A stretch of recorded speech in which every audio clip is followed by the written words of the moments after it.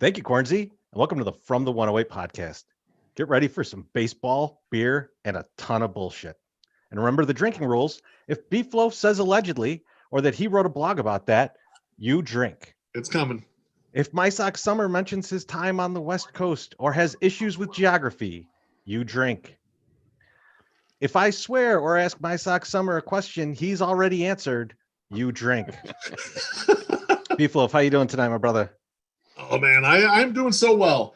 I got to tell you guys, it's new year, new me, right? So I'm trying a couple straightforward things I want to share with the audience right now. I currently am not 108ing during the week. Actually, I'm not 108ing on the weekends either. I'm literally only 108ing the last couple weeks on this show. And I got to tell you guys, my amount of energy every single day has shot through the roof. Like I used to be a guy who would go to bed at like 10 o'clock. When you're not boozed up or hungover, I'm up till midnight every night, and then I'll sleep till 7 or 7:30. I feel terrific, and like I'm only having the one day of 108ing, so I think I'm going to continue this process unless things open up or we got some Zoom stuff going on, and just do it during the show. I mean, it's really making me feel good. Listen, Go ahead. I thought you were done. I'm sorry. Go ahead. Secondly, I'm trying to ingest on average one book per week, like an Audible book, listening to a book. Obviously, I'm an accountant. Most of you know I'm an accountant. So when I'm grinding spreadsheets, I can listen to stuff, but I find myself kind of wasting a little too much time on podcasts that maybe aren't enriching me as much. So I'm trimming down my podcast load.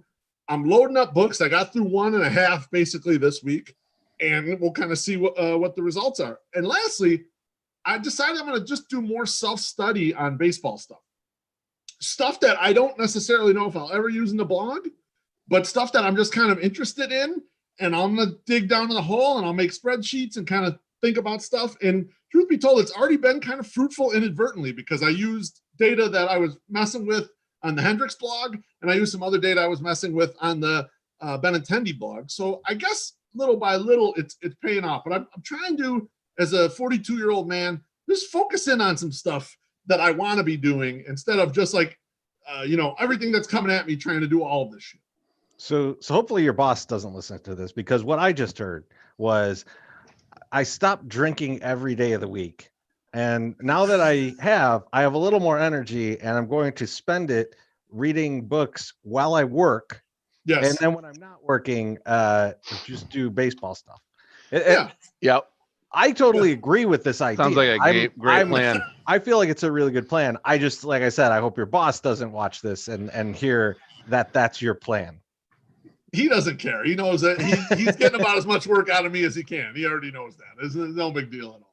No, well, he's getting as much work out of the drunk Beef Loaf. Now he's got a new sober Beef Loaf that's full of energy. Beef Loaf. It's up to you're just that's like top level Beef Loaf. Now that we're on the YouTubes, you got to remember that more people are going to watch us, and more people are ingesting our content. Like it's really kept my lips very sealed unless I've drank half a bottle of Jaeger.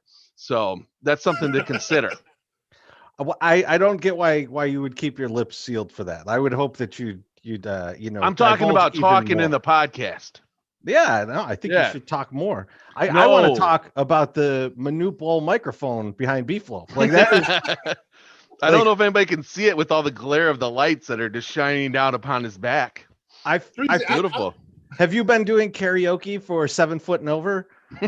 I'll be honest. I mean, I don't want to tell you this, Teresa. I don't want to break your heart because you're the musician in the family, but I've started a band, and Georgie Mirasan comes over and sings that thing. So that's why that's why it's so tall up there. So my apologies. Okay, maybe we'll let you come over and jam, but I'm not sure yet. We're still kind of finding our voice. I mean, I'm devastated. Although I would think he'd be a tremendous bass player with those gigantic hands, right?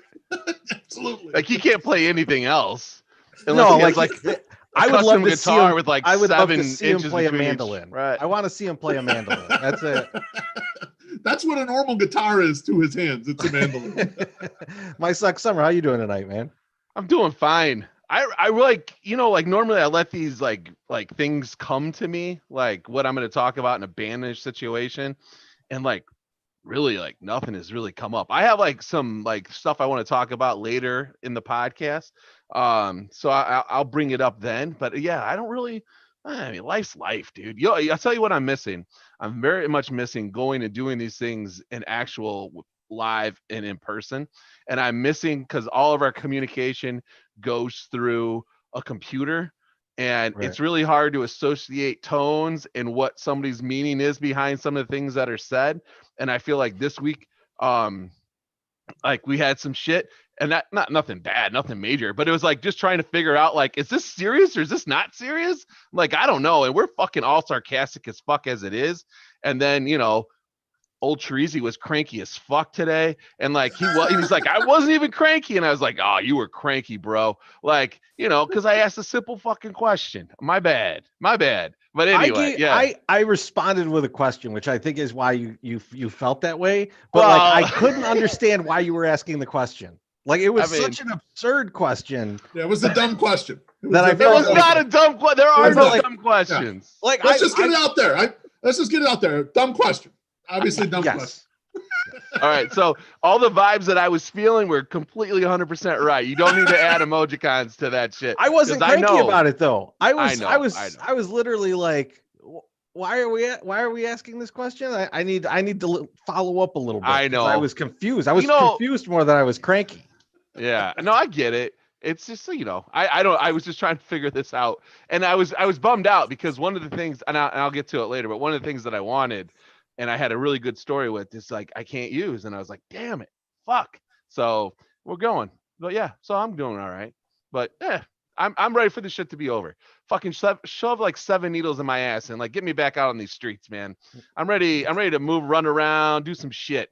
Okay, like I don't give a fuck. It sounded like you wanted to become a prostitute more than anything. Like, I mean, some needles in my ass, get me back on the street. Is that me? Am I taking the hit so other people can go out and live their lives? Yes, then that's what I'll do. Okay, I'll do it. I'll sacrifice myself for everybody. Let's throw it out there. How you doing, Treasy? Well, other than spelling my name wrong, I'm doing pretty good. Oh man, that is bad. I always enjoy that when you do that. I think it's fixed now. We shall see. I don't know. I can barely see it on this tiny screen that I'm looking at. I'm looking on the big screen over here. It's probably fixed. Is it fixed now? Oh, there's a little delay. There's a lag. There's a lag on what you're seeing. It looks like it's a little fixed. delay. And actually, Loaf, you don't look that bad in the thing. The glare is not as bad on this as it is on this. So you look good. You look good down there. Handsome, man, handsome. Yeah, you're looking great. Oh yeah, you look definitely got full color Loaf. It's beautiful. I got the flow out. Is this Flow Friday? I don't know. I mean, no one else is Flow Friday, but I am. I thought about that and then I decided against it. Okay, all right. Let's go on. Let's move on to the meat of the show. Let's get into the White Sox talk. Yeah, sure. We'll get there eventually. So actually, I got a bit of a confession for you guys. So I think you've had your suspicions about this already, but I'm ready to lay it out to the world.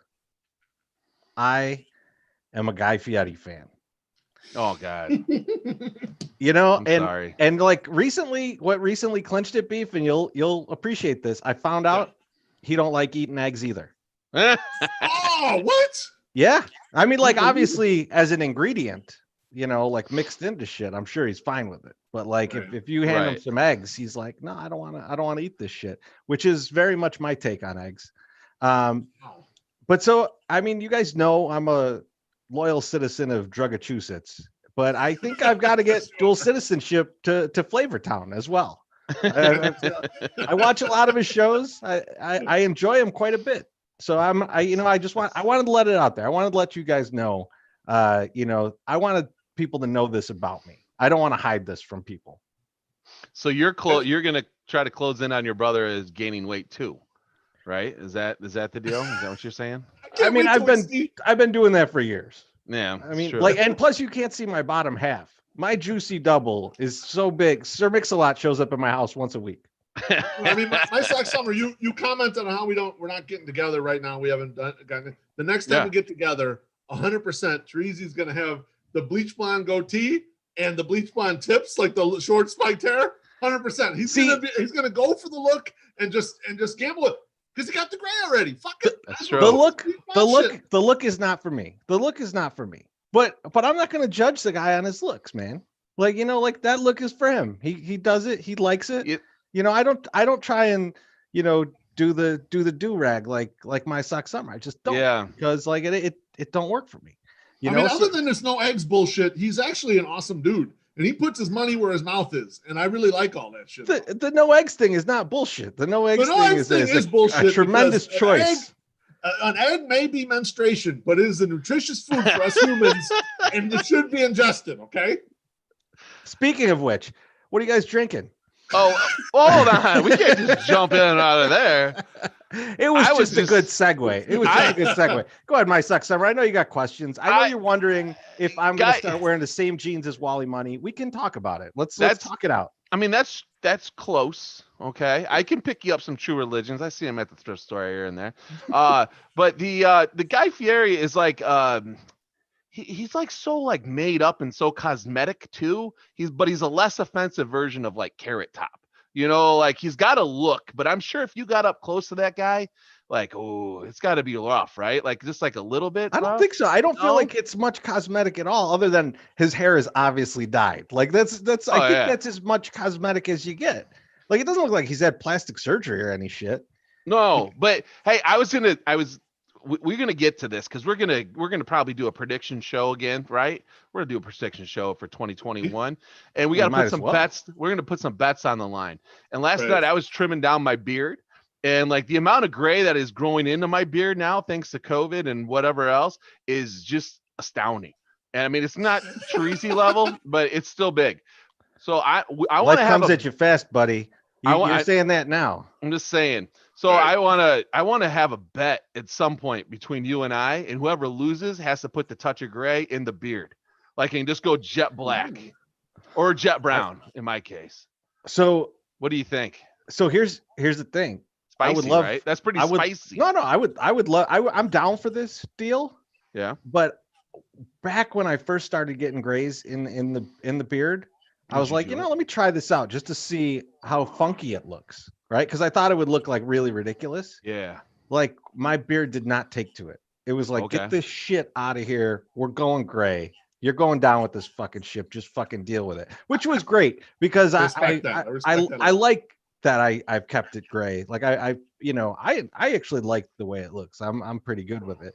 But I would do this. Wolfman I would Jack give it a look, try. yeah. I'm just kind of warning in advance that it might not look like I did it. So I will send videos of me applying it so you could see it.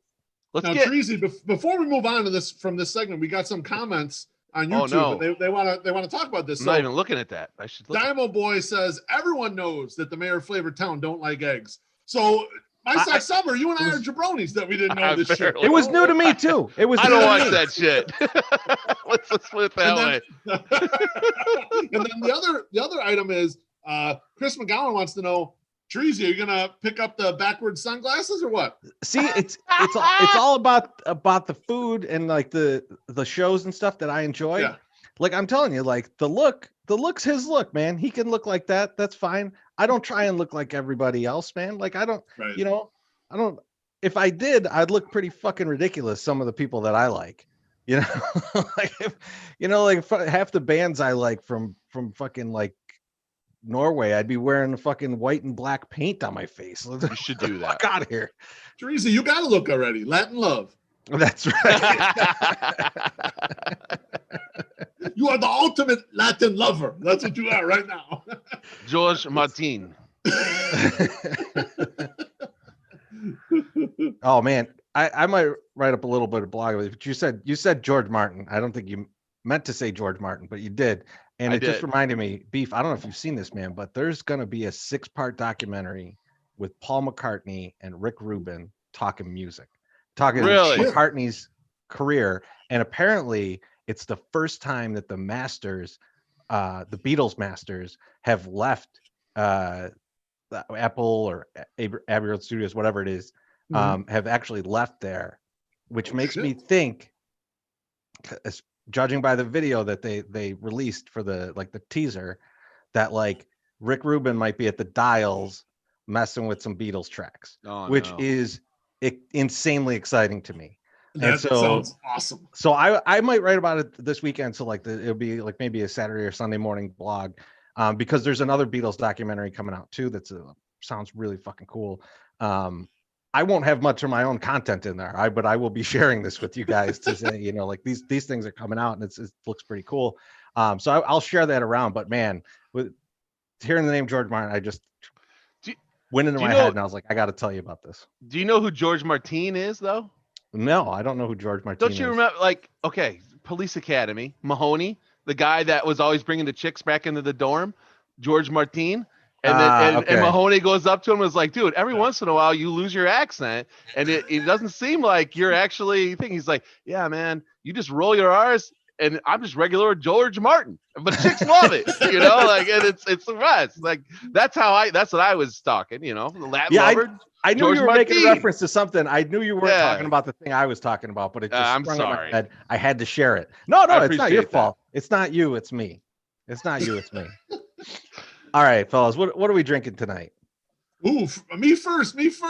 You go. I'm drinking this Trace tequila, and it's a Blanco, and I'm actually mixing in Squirt with it. Yes. And I looked on the internet, and some people suggested doing that.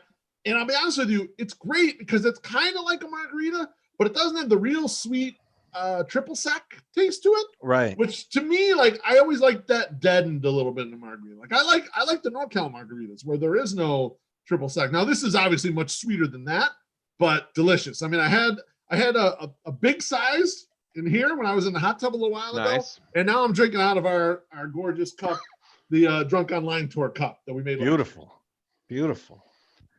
You should put a little touch of Malort to really accent the grapefruit. I have Malort. I actually have Malort in my hair right now. That's why it looks so great. You got a really. It does look pretty good. Got a really shiny coat. They must have just bathed you. I'm not gonna lie.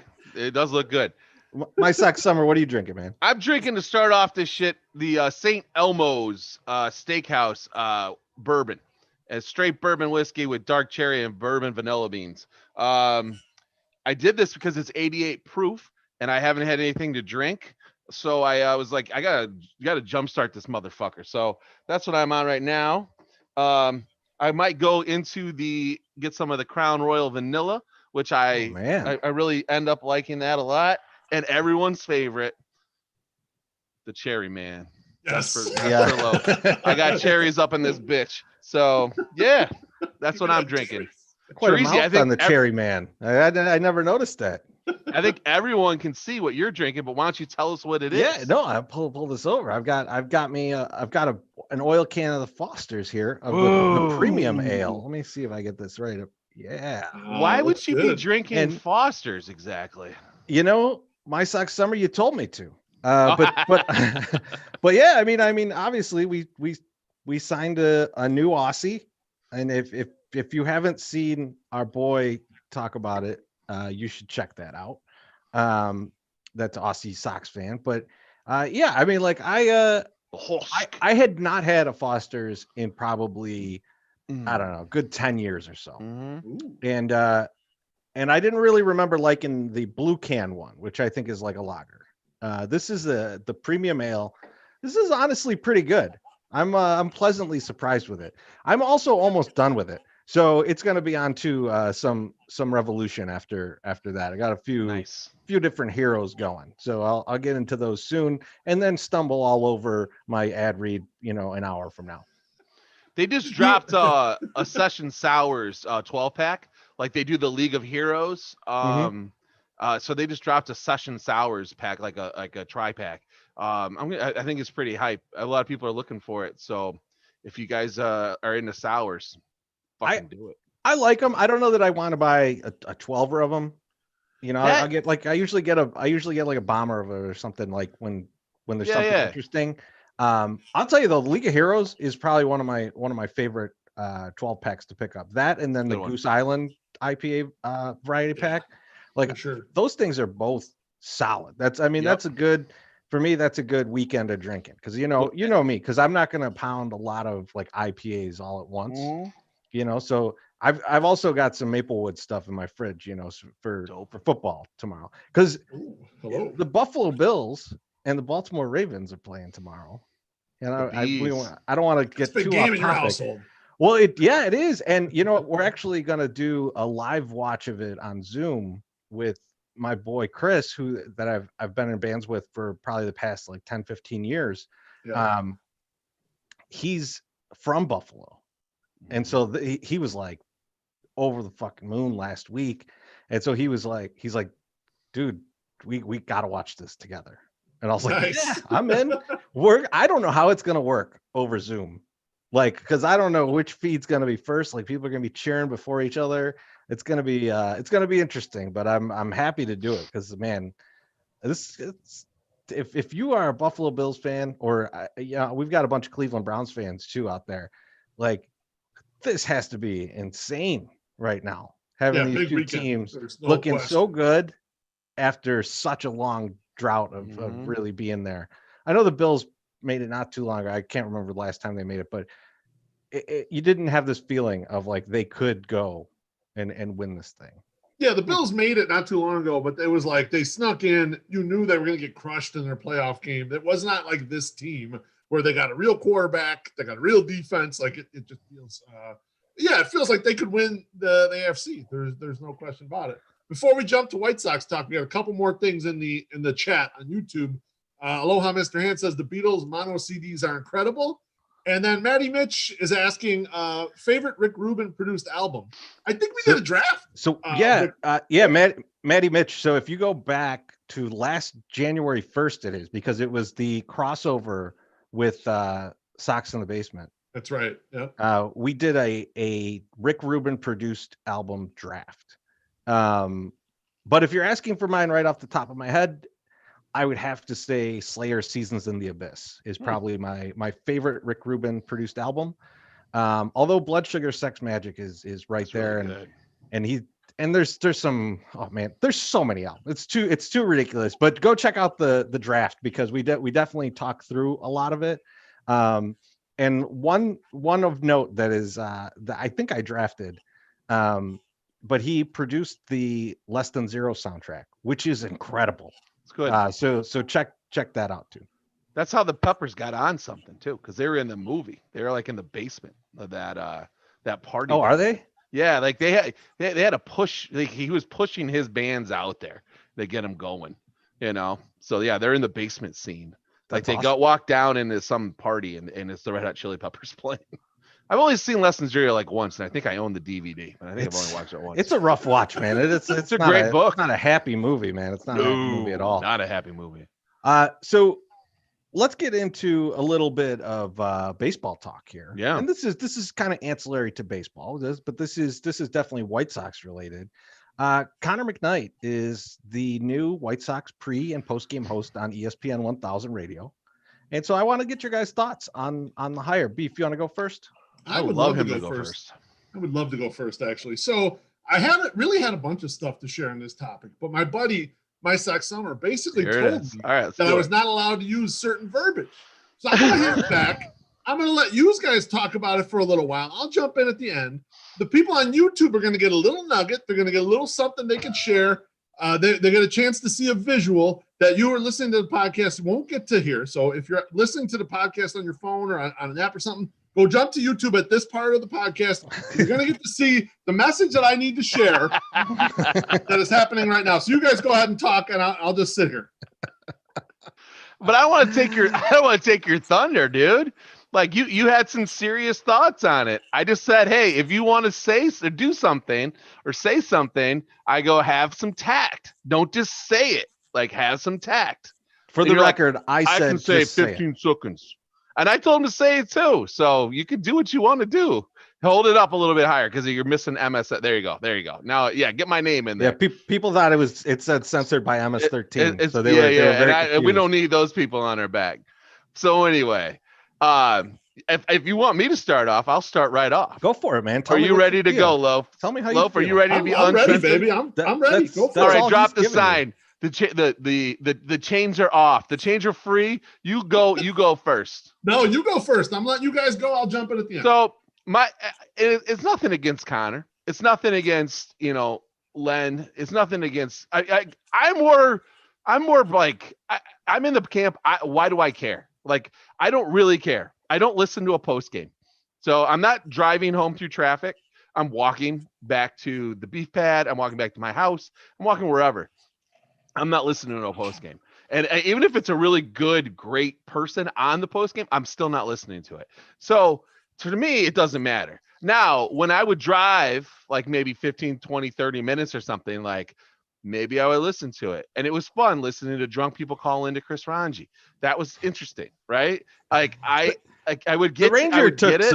took some calls, man. He Right? definitely took some calls. Like they'd be like, oh, and those were fun. So, but I don't really care. It's much like the radio broadcast. I very rarely will listen to it. Maybe if my wife plans something when I'm driving, like during a game, and I have to throw it on, okay. But for the most part, nah, I don't really care. So I really don't care. It doesn't really move the needle on my end. So that's where it goes. So for me, yeah, I thought it was a safe hire. I think it's, he's a known commodity. He's got experience in radio. It makes sense from that point. But maybe taking a little different look at this. I think this is going to be the point where we like really start to see the damage ESPN has done to itself for like just ignoring the White Sox for the past decade. And I think that, them being on the radio, yeah, there's only one place where you can listen to the game on the radio, right? But for other coverage, like that's not your only place for it. And a lot of things have sprung up because places like ESPN and to some extent the Score have ignored the White Sox, and ESPN more so than any other company in sports, I would say. Yeah, more acutely they have. I agree. And so I would be surprised if a lot of people tuned into this, not because anything to do with Connor, but the fact that they didn't go out and get someone who's just like so much of a home run of a signing that you're like, oh, I won't miss that. Because I think who would that be? I don't know, but there's kind of a perfect storm of things here that makes it difficult for them to really succeed in the pre-post game bit. And I think it's, for one, so the Sox are getting good. They've denied the Sox access to ESPN forever, right? Like they don't care about the Sox. They forget that they won World Series and shit. Right. Now that's national ESPN, not local. It is, but even so, right? Like if you tuned into ESPN radio, half, when they are doing local ESPN radio shows, those shows are not like heavily White Sox focused. You'd be lucky to have a guy on there that does like the White Sox. Like I think Jay Hood's on ESPN and he's a Sox fan. He's great. Fan.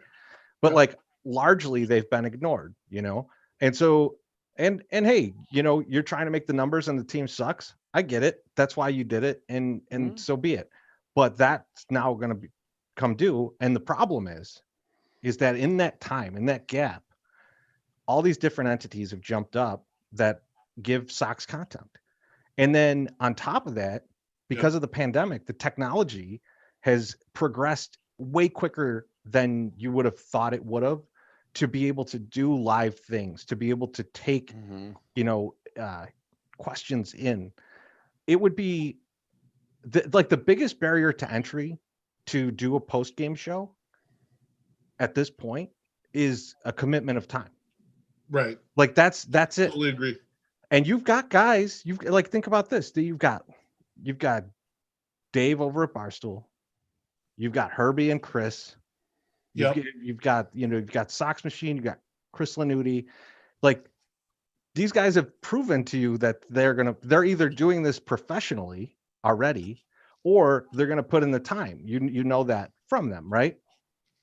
So what's stopping one of those guys or all of those guys from after a game firing up a live podcast or firing up YouTube Live like we have right now? If we can put this on, like any of these guys who do it professionally can put this on and have people tune in, and everyone's car, has a hookup to put your phone into it and you can listen to this through your car. Like there's nothing stopping people from taking an alternative to radio. And I think people are more connected with the other people that I'm talking about and care more about what they have to say about the Sox and feel more comfortable asking them a question and getting a legitimate answer than they would calling into one of these shows. So I don't think it's anything against Connor. I don't know what they could have done to have put someone in that place where you would absolutely listen to it, but it's not Connor. It's just not. And if I'm being a dick, I'm sorry, but I think this is the way that it is. And like that, I think if, like, for example, I mean, like there's people, listening right now on YouTube. If like Josh Nelson did a post-game show every day, would you listen to Josh or would you listen to the ESPN thing? Josh, and you guys could tell us, but like, but yeah, I would listen to Josh, and I would expect if I asked a question, right, to Josh versus the guy who's being, paid to be the post-game guy, which one do I think I'm going to get the more like actual answer from? Like the more legitimate answer. I'm going to get it from the guy who's not being paid by, but whose job does not depend on him saying the right thing. Right. Yeah. I mean, there's this line where, people are fans and they're paid professionals, right? And what's happened in content is a lot of people are migrating over to, I want to hear people with real skin in the game, real fans talk about this shit, not some guy who's a paid professional. And the way like sports media is gone. See, I'm going to do this real nice and clean for you, my Sox Summer. Before you get too far into it, can you see my sign? Oh, you can't see my sign. Damn it. You got it. Oh, there we go. I do have balls, but I'm respecting your bullshit tech. Maybe I'll share my real thoughts somewhere over a beer with the rest of these people. But no, what's happening is the media companies, the big media companies, the radios and TVs and stuff, they have to play it safe because they crave their access, right? Because they're running the larger media companies running out of ways to make money. And so you need your access with the team. So back in the day, someone like Mike North could MF the team if he wanted to, or whoever who was on the radio, or Terry Boers could say the team isn't worth the shit.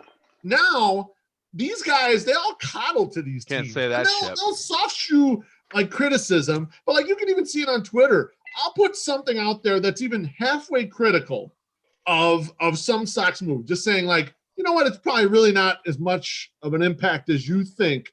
And anyone with access is kind of pinging back on those, and that's just the way it goes. Like, so you like, and I see it in the YouTube comments, Manny Mitch says he listens to a lot of games on the radio, but he doesn't care much for the pre and post game show. He's like, Connor's fine, but whatever. It's become a whatever piece of the whole pie, when really if they had searched this out and said, who has a following, who's someone that people out in the marketplace really trust about Sox stuff, it could have been a different, more interesting hire. It could have been a better hire. As it is now, there's 0% chance we will ever fucking turn that show on when we come back to my house after a game to listen to something. We'll go to music, or if one of the other blogs that we like or podcasts that we like decides they want to fire up something after the game, like Dave Williams wants to fire something up from Barstool and say, okay, we're going to do a post game after every single game, we'll be listening to that. And if Dave wants to do that in your basement, he's more than welcome to do that. I'm giving him permission. And Matt's right. Maddie's right to a point, right? Like, so like if you were to tell me if they would have announced this hire as Connor McKnight's going to be doing a weekly White Sox show on ESPN Radio 1000, it's going to be on at 9 a.m. on Sundays, and it's going to be in podcast form, I'd probably check it out. I'd probably listen to it a few times at least and see what it was about. But steal his good ideas. The pre and post game thing, to me, is where you can really get that from anywhere now. And I'm anxious to see who pops up. It's not going to be us, really. No. I mean, we might jump online every once in a while after a game, but man, we are intoxicated after those games, even though Beef Loaf is now sober. Well, he'll be sober, Loaf. So maybe he can get started. That's an event, so I will not be sober. Is it really an event when it's 80 times a year, though? I mean, it's not an event. Yes. I paid to get to it. It's an event. when I take a big shit, I don't say it's an event, like, because I do it all the time. I do. Yeah, I celebrate it. Oh. I almost want to take a picture and put it out on Twitter, like I did with that pine cone that looked like a piece of shit. Someone replied to me, he's like, the next time you take a shit, take a picture of that and ask if it's a shit or a pine cone. That's the next big social media company. We should just start that up right now. We could actually call it Loaf. What's that loaf? Yeah, right. Have you? How many? People will be like, Treasy, how many times have you loafed today? God damn it! You should be working. Spending all your time taking pictures in the bathroom. Oh, I'm getting a little flack here on the YouTube channel. You're getting some shit, yeah. I think that what's funny is, and I was going to say this before I saw this, but now I'm going to even double down on it, that the proper channels, Loaf, you touched on it. The proper channels are the last ounce of control that the major, or that the team has to get its story out there. Okay. Yeah. He's definitely not going to go with somebody like us, right? Which I wouldn't even put us into the category of story breakers. Barstool's on the fringe, right? But if you have somebody that has access to the team or is in with the team, there's a reason they're in with the team. They're not going to be overly critical. They're just not. They're going to carry it a little bit, just a little bit. And there's nothing wrong with that. And because if you want to be legit, that's what you should fucking do, right? Now, my Sox Summer, you're correct. There is nothing wrong with that. You can choose to do that. I could choose not to fucking believe you. To know that you're eating from you're Manja Kornheim and Roth. I know you are, and that's okay, right? No, you bring up a great point here. And I was listening to the Effectively Wild podcast, which is connected to Fangraphs. That's Ben Lindbergh and Meg Rowley. And they were talking about the low spending so far, or the kind of the non-spending so far in free agency. But some of the contracts have been basically what you would expect this market, but then a lot of people are just not getting paid at all. There's nothing out there. And they kind of brought up the back and forth of the mean owner versus the GM that wants to go do something.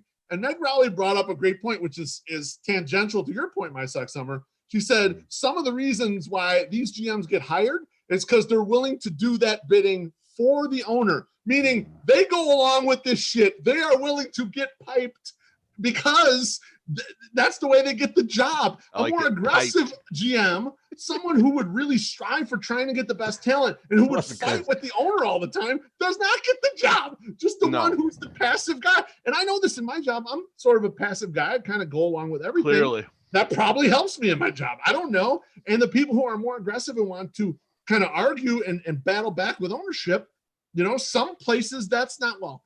Yeah. No, you're right. Wait, first of all, great use of getting piped. I love that. Second, let's talk about someone who did get paid. So a signing that may be above market. Man, he's pushing us right off of this because he knows he's like, we're not going to hit that good. 1.5. We got to go. Yeah. We're good, baby. So Liam Hendriks signs for 3 years, $38 million, $1 million signing bonus, and a fourth-year club option of $15 million. If the club option is declined, he becomes Aussie Bobby Bonilla through 2034. So I want to get your thoughts first, Beef, because I know you wrote a blog about it. So I did. I'd like to hear your thoughts, and then maybe we'll jump into some other things that we have on our minds about this signing. Okay, so the overall thought process here, or with any signing, especially when you're in a competitive window like this, is that you don't need to win the dollars per war championship on every single signing.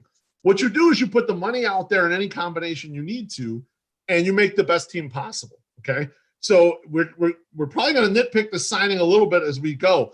Liam Hendriks is the best closer in baseball, 2019, 2020. That's pretty much undisputed. Best reliever, highest WAR, gigantic strikeout rate. Like, he's top 5 in a lot of different things, FIP and ERA and all this stuff. So not combating on that.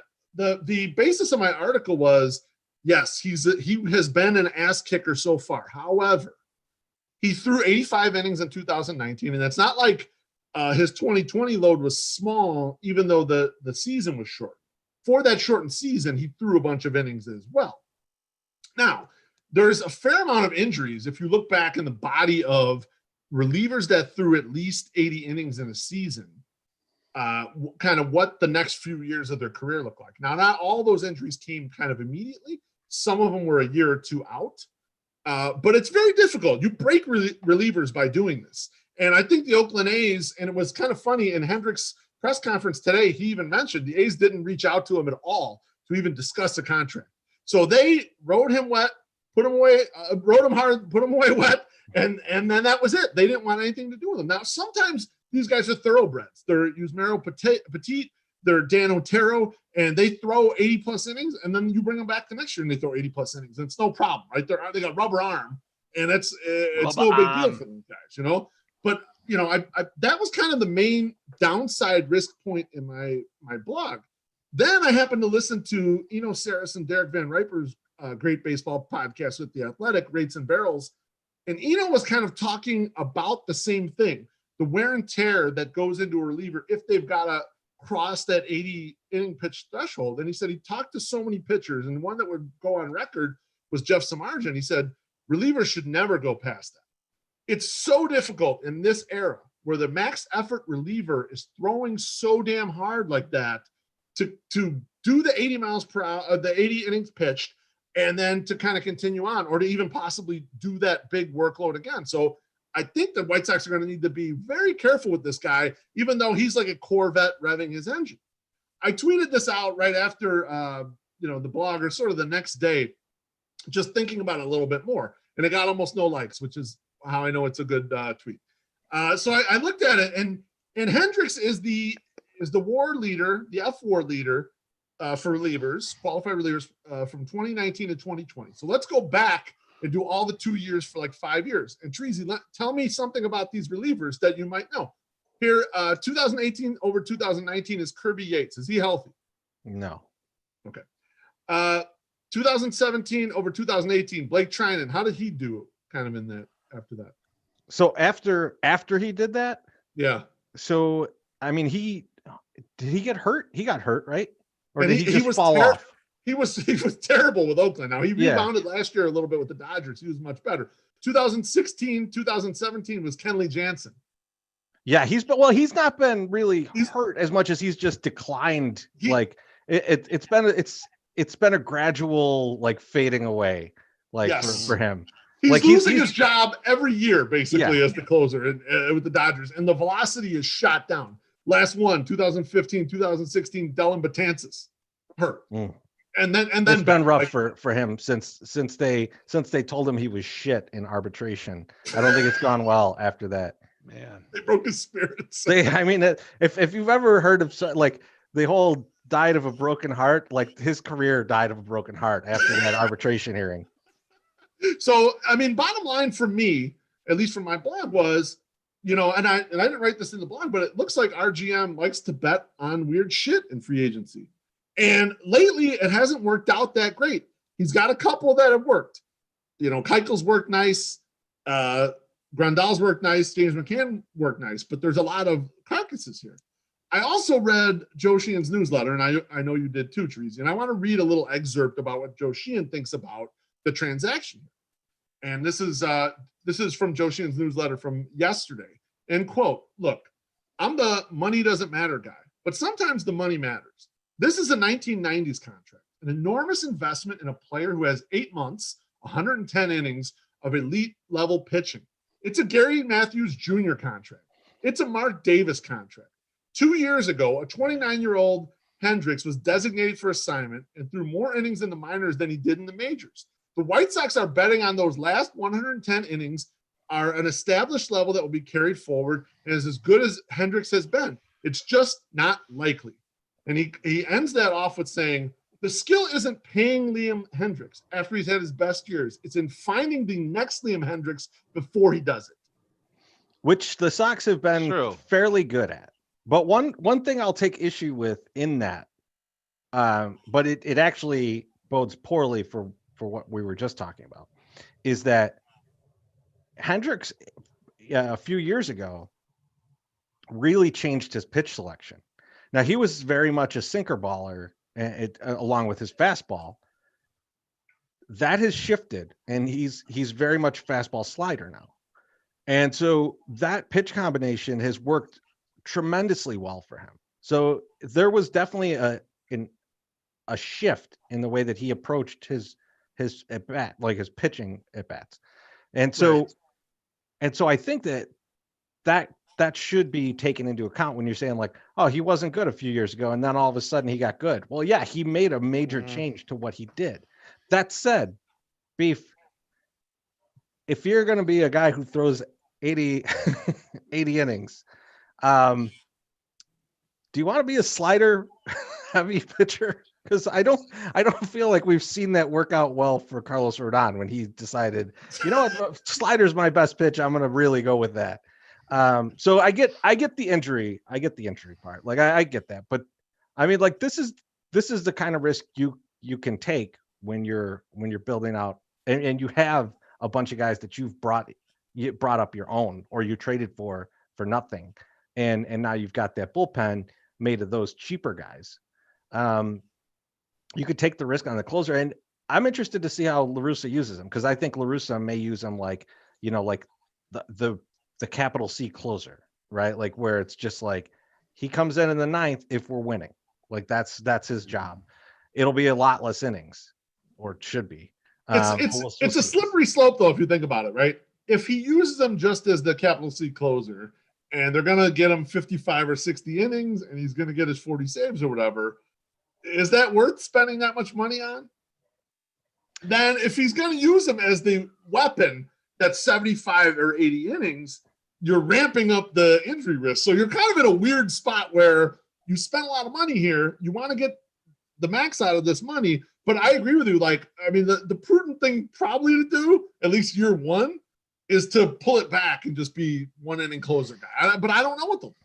So I thought we were going to have to kind of dig deep here for things to be to complain about with this, because I actually overall I like the signing. Like overall, I like the signing. I think it's a good signing.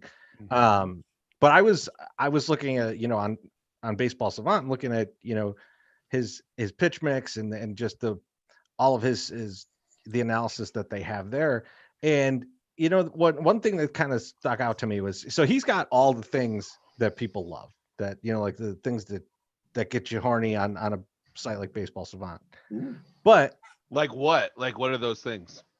Like his, you know, like his whiff percentage and like, you know, his I don't understand. Yep. Okay. You know, the limited amount of walks he has, the high amount of strikeouts he has, those types of things. Okay. His fastball velocity, things like that.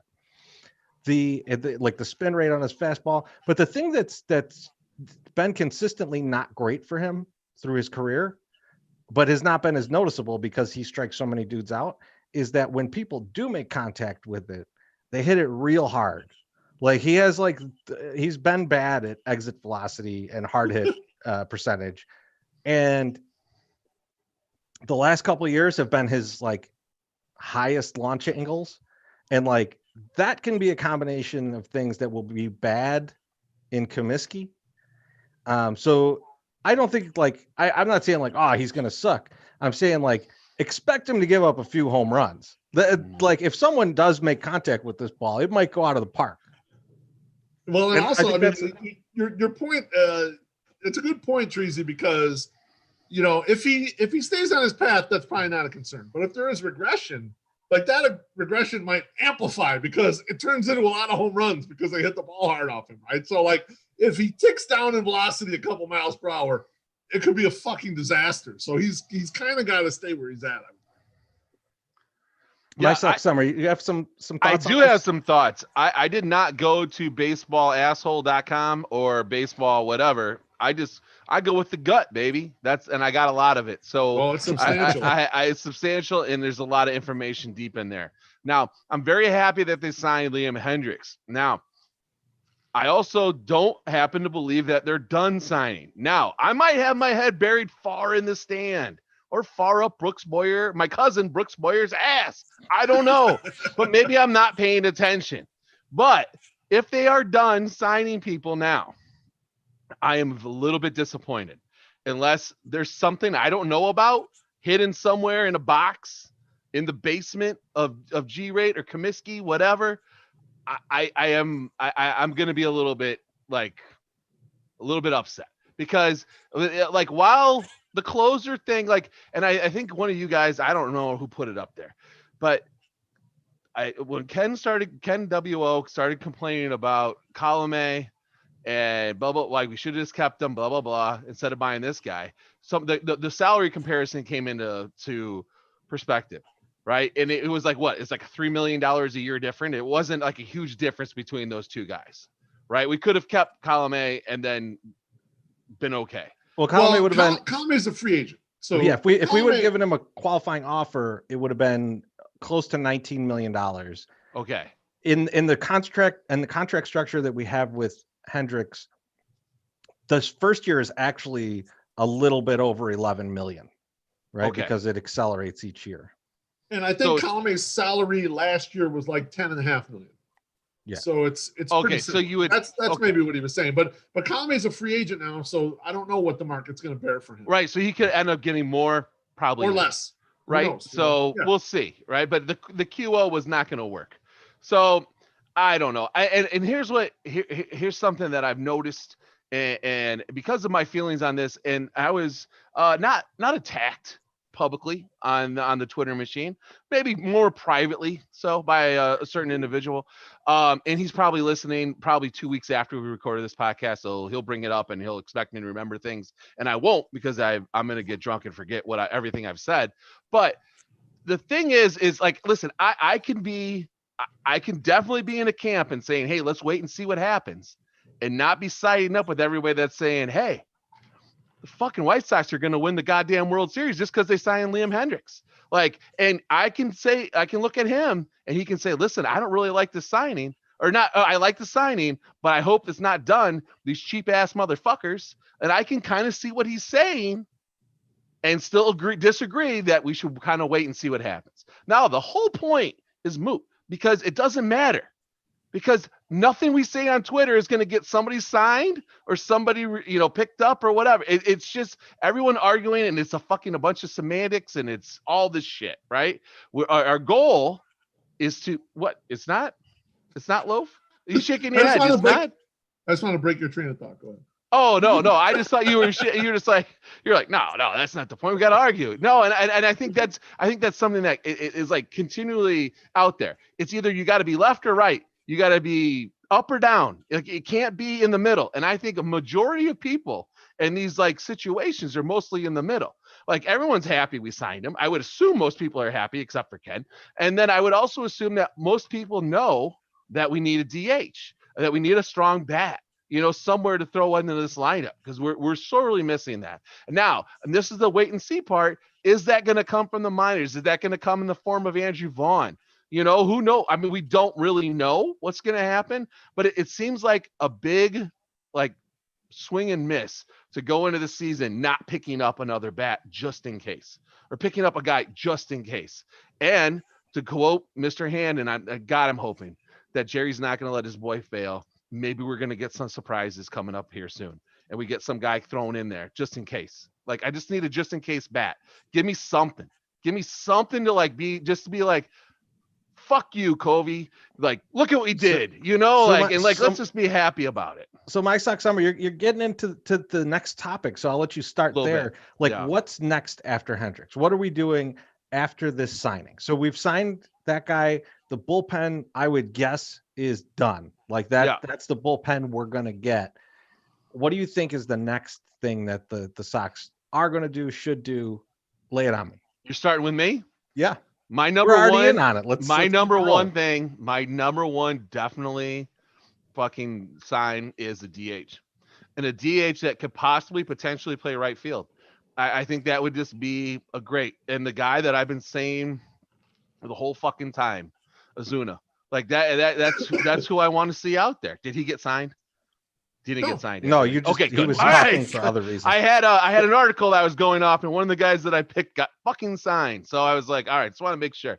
But that's a guy, I mean, it's a risk, right? Like, we don't know if he's going to do what he did last year, but he was awesome last year. And I just want something, just in case. Now, would it be nice to have a Springer out there in right field? Absolutely.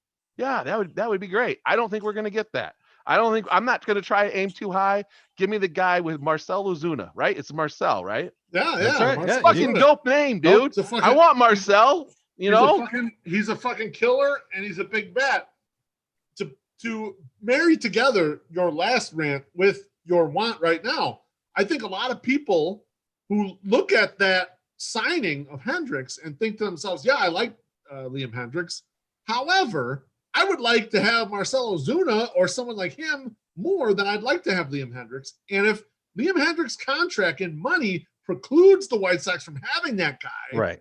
Well, that's where they're kind of like, White Sox, either you can spend like this or you can't. And most of the whispers are, now that they put that money out there, they cannot.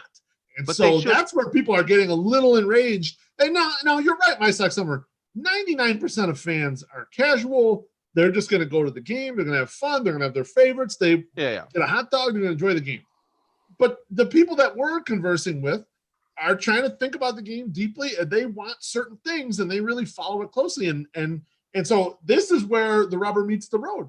I agree with you. I fucking love Marcell Ozuna. I don't even have him in my notes because I think after Liam Hendriks, there's 0% chance they sign someone as good as Marcell Ozuna, even though it makes all the sense in the world. It is like a great signing for them. It will be perfect for them, and it would insulate the offense. So, like, it would kill your injury risk. Like, everyone looks at injury risk like, we got to put a guy right behind that guy who's not that bad, right? Or you could have just a bunch of killers, as many as you can get. And so when one of your killers gets hurt, it doesn't decrease your offense that much. You could fill a guy in like Larry Garcia, and it's not that big of a fucking deal. Your offense is still going to go churning away. So let me throw a name at you guys along with this conversation.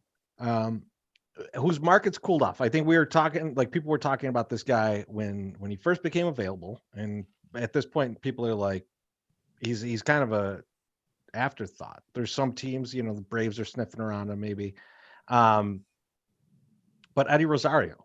Now he's gonna hit a lot like a lot of the guys on the Sox, where it's not a high on-base percentage, but it's gonna be a lot of home runs.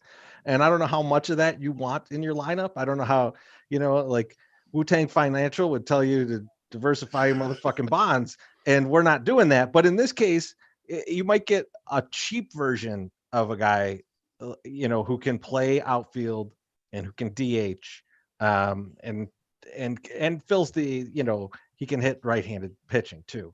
Like, he fills that gap as well. Like, what about a guy like that? If cheap, like, he's got to be cheap. You can't be spending 10, 15 million on Eddie Rosario. Well, Treasy, I just look in the market and I see what Kyle Schwarber got, which was 1 year, 10 million. And I got to think Eddie Rosario's at least in that ballpark.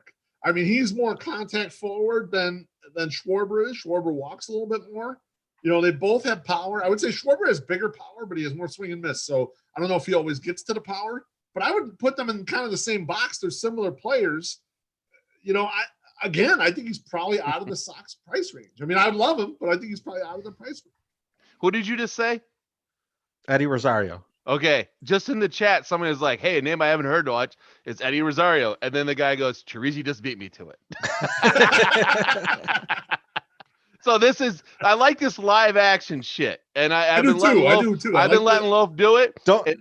Whoever said that, don't worry. I'm gonna give some names in a little while. You're gonna be like, I would have never said that shit. That's a terrible idea, Treasy. So you got you're with me on maybe my one good idea. He's just put in the chat. He said trade Eaton and slot Rosario. Yes, I agree with that. Let's do that right now. I don't know what his trade market is, but get him the fuck out of here. We'll put Eddie Rosario on. That's like thinking too far in advance there, Chris. We can't do that. We just picked him up. We're just hoping. We're hoping maybe we can. I love it. I love it. I'm in for that trade. I need another beer. That's how. And Matty Mitch also says he needs a starter before another bat, and I think we're going to get to that very soon. Yeah, we're going to talk starters in just a few. I think I want to stick. Don't get drunk and pass out, Matty Mitch. I want to stick on the bats. And so when I was looking at this deal, and Beef, me and you were probably going to say some of the same stuff here. So you go, and I'll jump on you. Well, let me say what I think, and then you can name a player. I'll name a player. Okay. How about that? So I agree with you. I think they're done for the most part, filling in the main roster spots, especially on the batting side. Mm-hmm. And so I think, what they're going to do though, there's two people that I think will be pushed off of the roster, and that is Danny Mendick and that is Micker Adolfo. So I think those are two that they're going to fill. Rosario, I would love to see push Adolfo off. That'd be my choice, but we'll see what we get there. But for the infield, for the kind of the utility guy, Beef, give me a name that you're feeling for that role. Okay, so the guy that's been on everyone's mouth and people that have, inside contacts, and then even just people who are like, it seems like kind of a good fit here is Tommy Lestell. Okay, all the talk right now has been out there about Tommy Lestell. Tommy Lestell's fine. Career against right-handed pitching, he's 766 OPS. Mm-hmm. And his all-in career, and he's a left-handed hitter, his all-in career OPS is 754.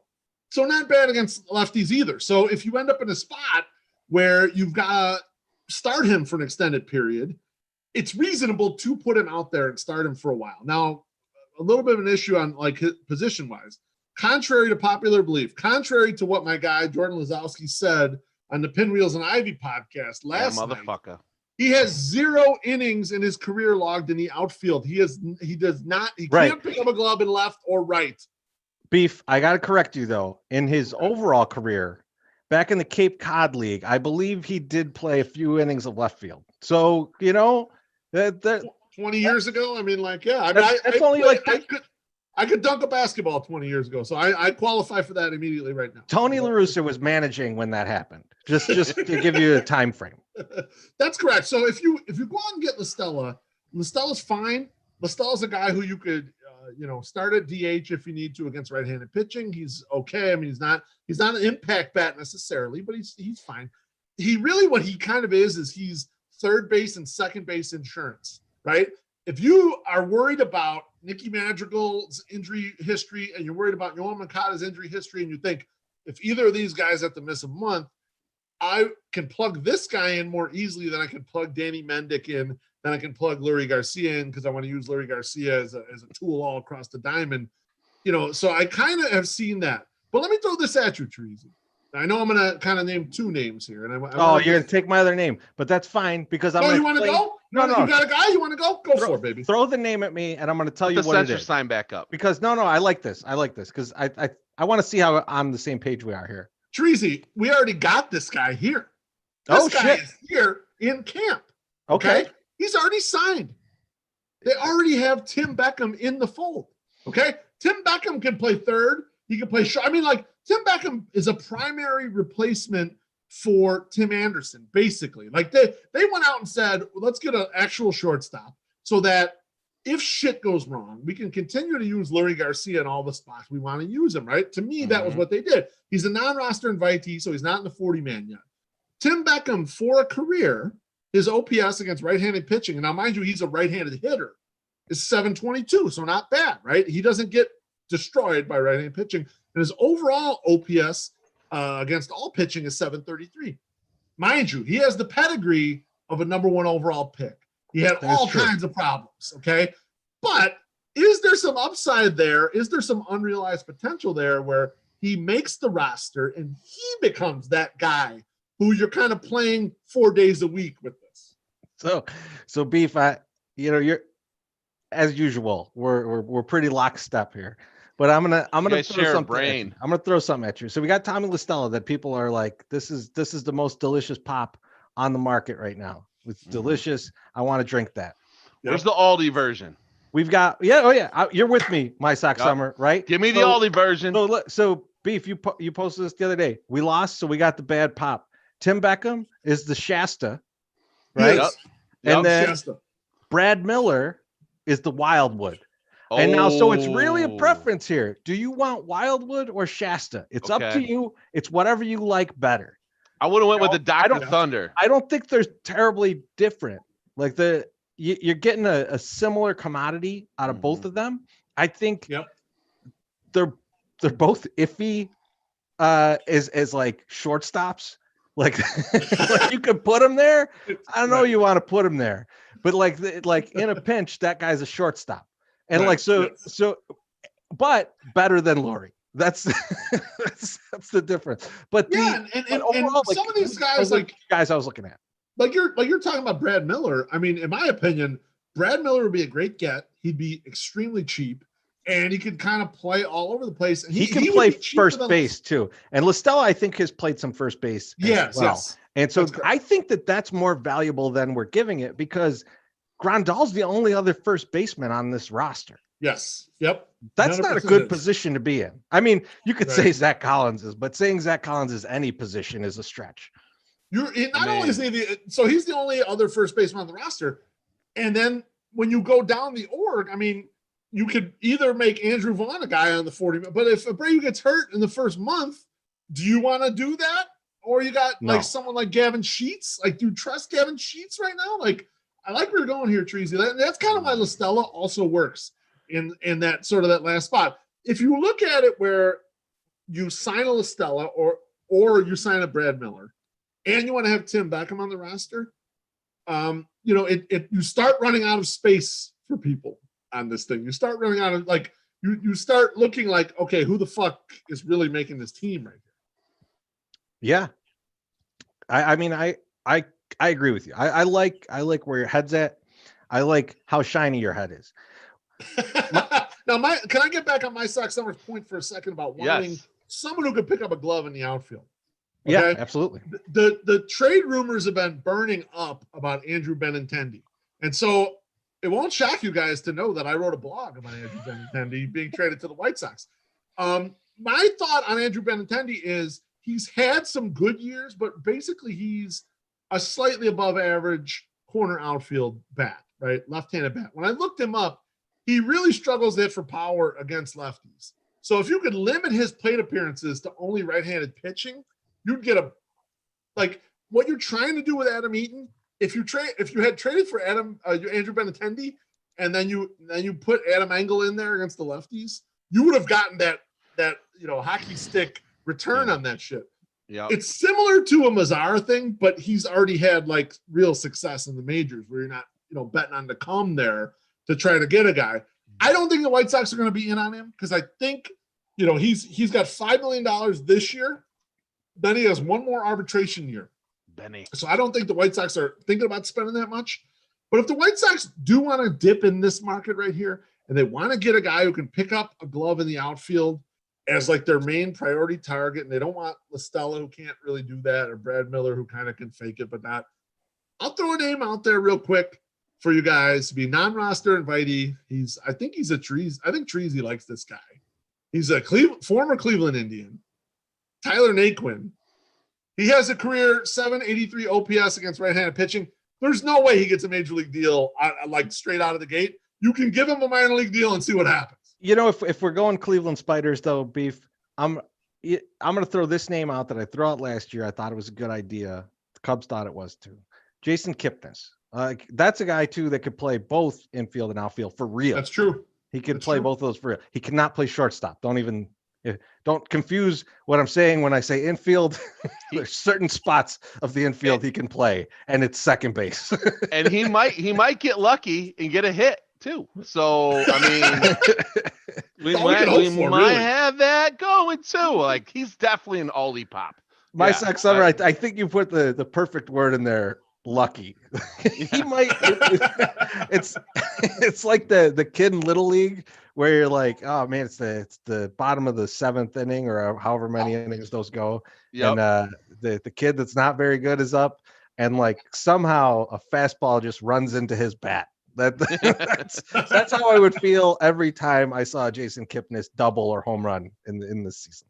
That's me. I am that kid. Except the fastball wouldn't run into the bat. It would mostly into my back, and then the winning one would get put in. So I'm terrified of a ball all through Little League because I got hit so many fucking times. I was like Carlos Quentin out there getting pegged left and right. It was fucking not good. Well, if there's one thing we know about you, I like getting you're pegged. Known for getting pegged. Mm-hmm. All right, so let's easy joke. All right, lobbed it up for you. You did. It was beautiful. I appreciate it. Always good for a pegging joke. The shout out to Alex Rood, who's in the chat. Treasy, the comments are ridiculous about Beckham. Mailman Jack, Tim Beckham is Dr. Thunder. White Sox Sal, Beckham is Andrew Siciliano on Sundays. Amazing. Oh my God. Awesome. That is, I mean, that might be the best comparison that I've ever heard. The Siciliano red zone is one of the worst knockoffs that you've ever seen. Beef, it's worse than your knockoff Michael Jordan signed basketball.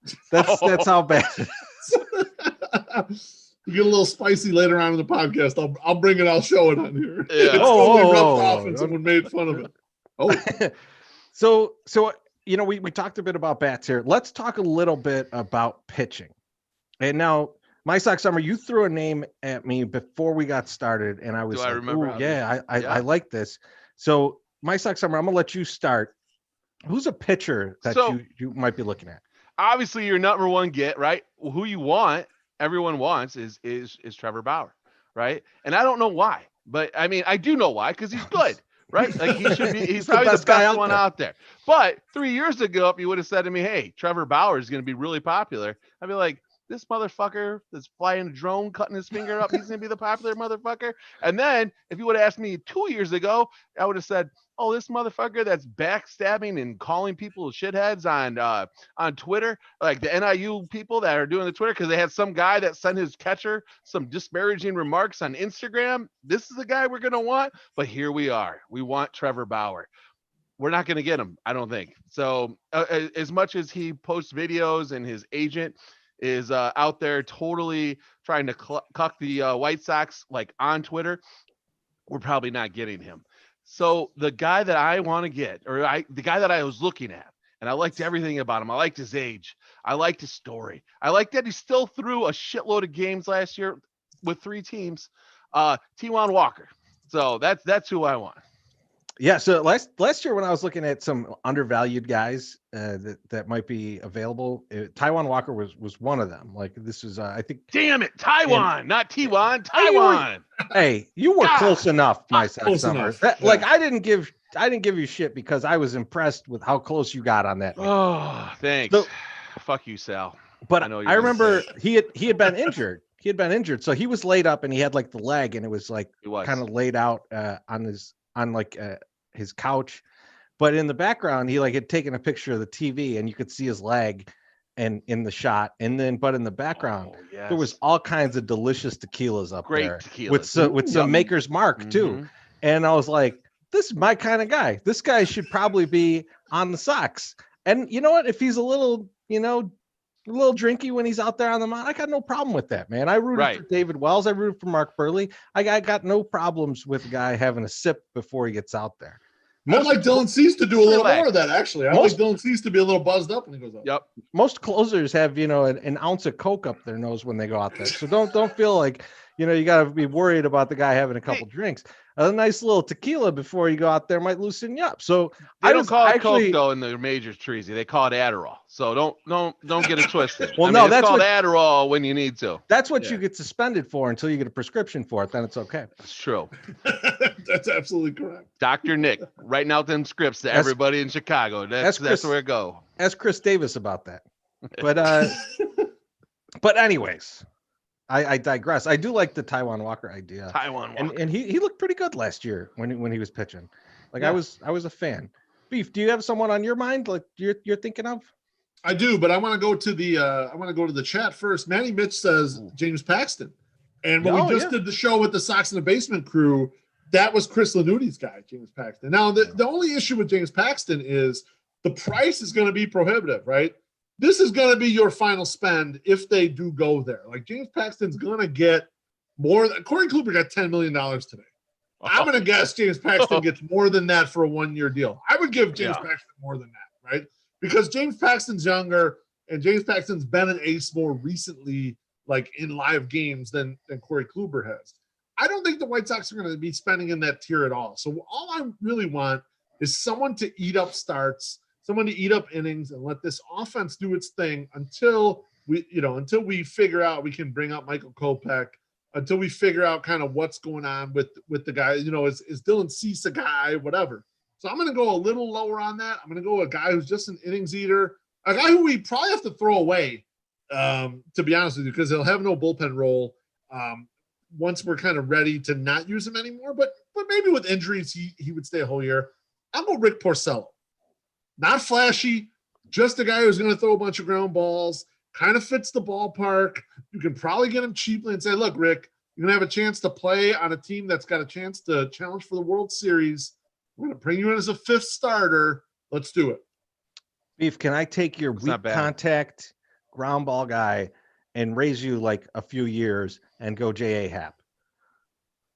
Do it, baby. Do it. Like that's the guy I was looking at. He's 117 years old. Yeah. He is. Yeah. The first pitch he threw was on my actual birth date. Not on my birthday, but the day I was born. It was in 1980. No, but he's old. Like I'm not denying that. And if you look him up on Baseball Savant, he does not have the things that make you horny, but he has the things that make pitchers good in guaranteed rate. So he does the things that you want out of a pitcher. The things that you liked about Alex Colomé last year are the things that J.A. Happ also does. Yeah, he's a fucking old guy, but that just means he's probably going to be cheap. And what you got to think about with these guys too is, we do have depth at pitching if we put some guys in front of these guys. If you start adding the older, maybe a little riskier health-wise guys in front of these guys, then you give, the Dylan Cease and the Reynaldo Lopez and the Michael Kopechs of the world, you give them time to develop at AAA and get those innings in. Like Michael Kopech, I have no reason to believe that he's not going to be good, but I have a lot of reasons to believe he's not going to be good right now.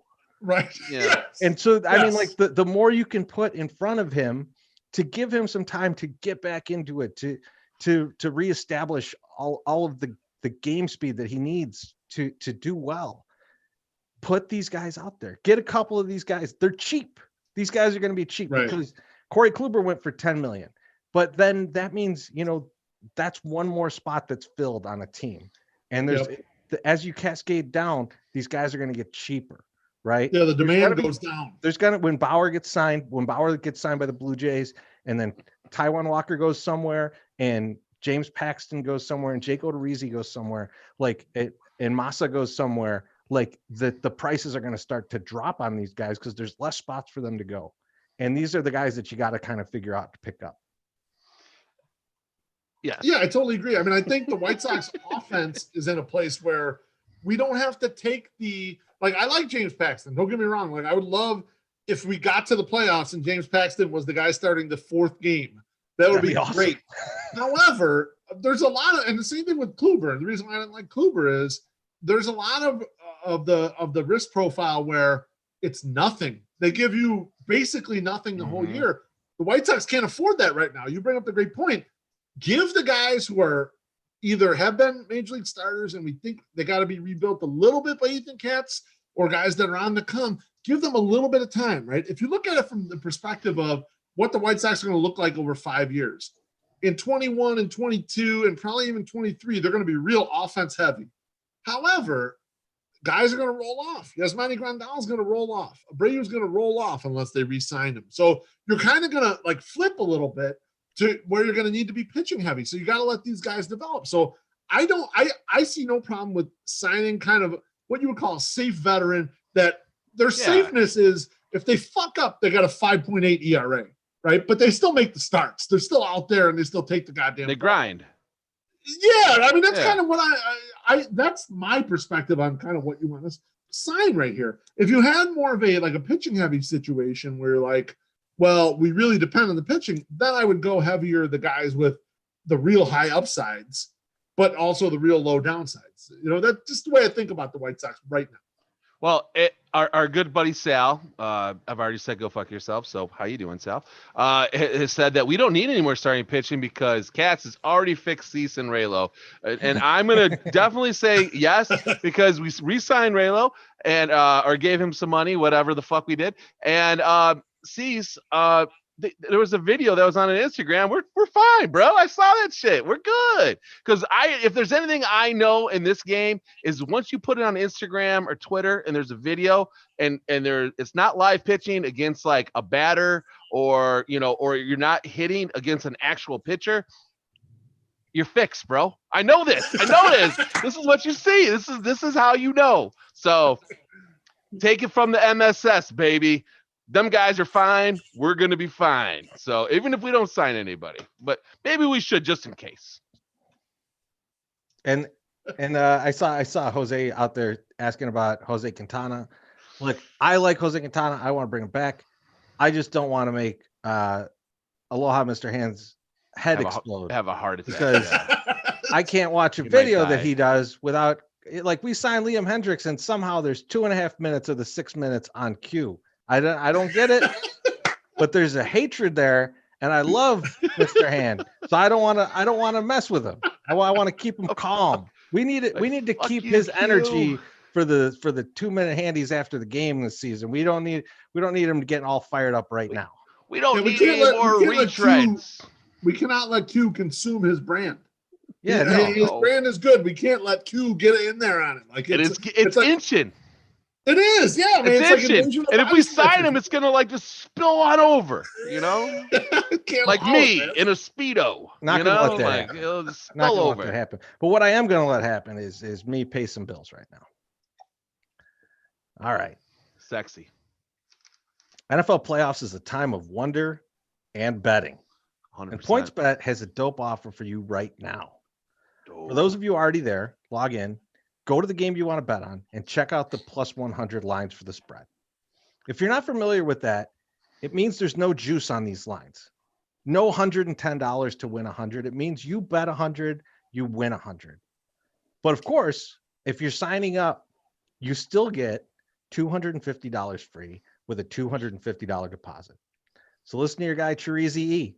Head over to pointsbet.com, click that red sign up button, and use the code 108. Hammer that sign up button. That'll get you a deposit match of up to $250. That's right. Turn $250 into $500 quicker than a meth dealer. Once again, pointsbet.com, sign up, use promo code 108. Easier than getting drunk on your day off. Trust me. Pointsbet.com, promo code 108. All right. Yes. Now, fellas. Hey, next time we do that, though, I want to be the hype guy. When you're doing your ad read, I'm just going to start. We're going to save this for a live broadcast where we're all in person. No, you guys got to practice this. My Sox Summer, you got to practice this. I don't want you. Yeah, we can't do it over Zoom.